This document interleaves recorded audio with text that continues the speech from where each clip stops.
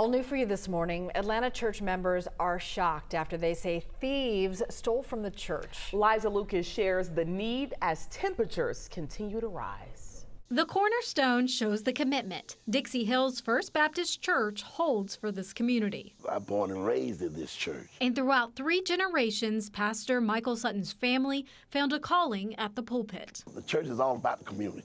Here in the west side of Atlanta, Dixie Hill's First Baptist focuses on the neighborhood. But now the church, the one in need. We know the devil is busy, and we know that things don't stop because we're a church.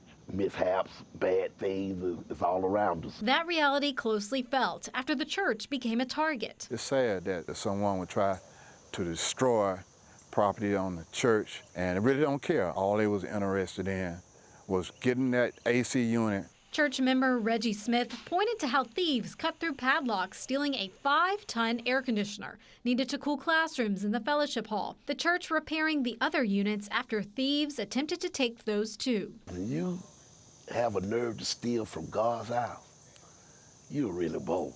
The sweltering summer heat adding to the hurt of a loss of more than $10,000, money the church just does not have to spare. Pastor Sutton holding on to hope for a helping hand. It's a true saying, God works in mysterious ways, so I know he will. Church members now doing what they can to keep the operations going with the remaining AC units that they were able to repair.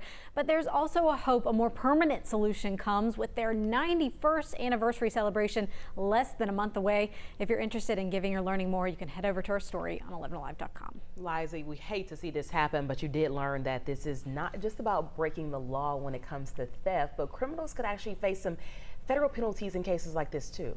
That is indeed the case. The EPA confirming to me that cutting the refrigerant line of an appliance, which results in the release of an ozone-depleting chemical, is a violation of the Clean Air Act. And violators could be facing tens of thousands of dollars when we talk about fines.